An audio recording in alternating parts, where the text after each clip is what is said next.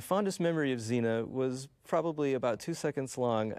Rob Tapert came out and said for one of these scripts, you know, Joel, I think it was a better script than it was an episode. And my jaw just completely dropped because it's all about the production, you know.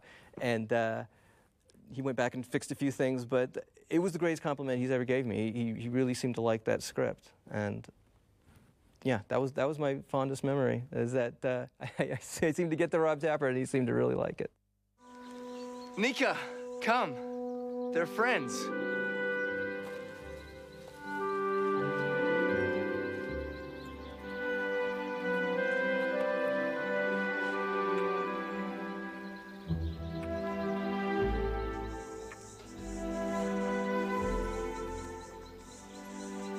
This is my Nika. In Last of the Centars, we had a lot of things we wanted to do. We wanted Xena to run into Lord Belloc, who was Boreas' son.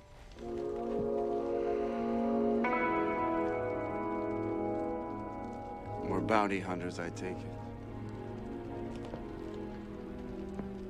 Are you all right?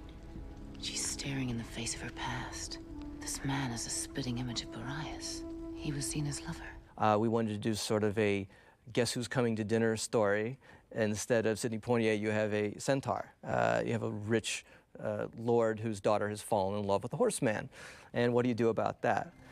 I want a grandson to be loved and cherished, not some bastard offspring of a centaur.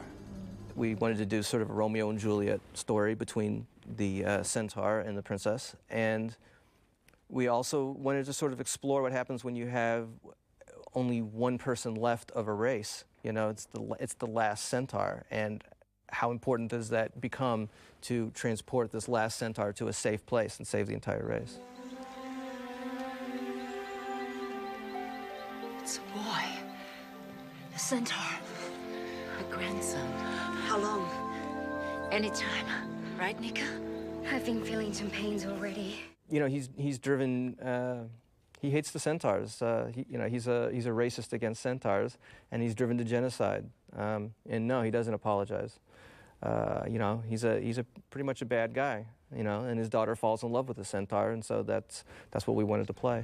I'll hunt down every last one of those animals if that's what it takes to get my daughter back. You're the animal!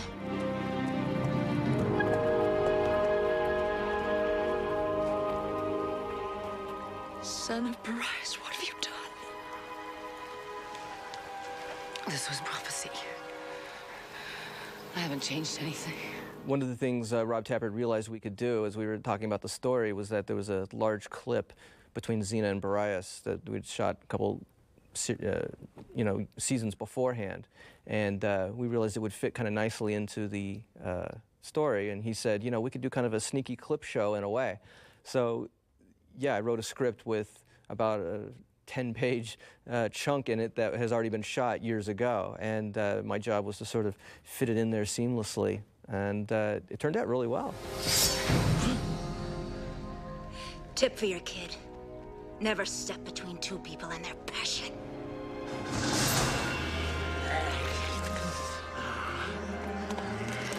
Just a minute. I'll be back in a minute.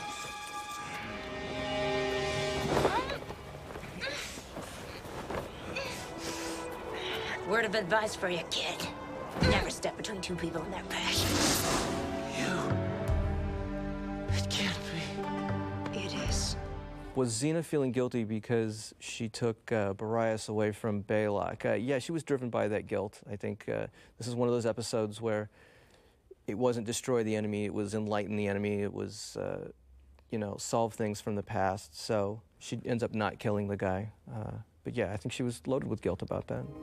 When my father's army broke up, we fell into servitude. While we were starved and beaten, I heard about his exploits, cutting across the east with that woman. With you. Gabrielle did jump on the Kill Belloc train pretty fast. I remember we talked about this in the room, about that did seem a little un-Gabrielle-like, but I think we needed that voice. We needed, I think we wanted to play the tension between Xena and Gabrielle. Xena wanted to do, in this case, kind of the Gabrielle thing, and Gabrielle wanted to do the Xena thing. And the guy did commit genocide, and he wasn't apologetic, and he wasn't going to stop. So I think she was justified. And so we gave this sort of more enlightened view to Xena, I think, in this episode. Sort of the reversal of their usual dynamic, I think. Xena, I'm glad you didn't kill Balok. Oh, now you're glad. You know, different roads lead to the same place. Very wise. Only on your road, you'd be dead. Right. I didn't watch Xena before I came on. I came on the 6th season, but I was fully aware of who she was and what she looks like. And I got to tell you, as a writer, one of the greatest things for me is, since I've written a lot of television, but there's a lot of shows out there that people haven't heard of, and you name your credits and no one's ever heard of them. Everybody's heard of Xena, so it's actually thrilled to be able to mention something you've worked on that everyone recognizes.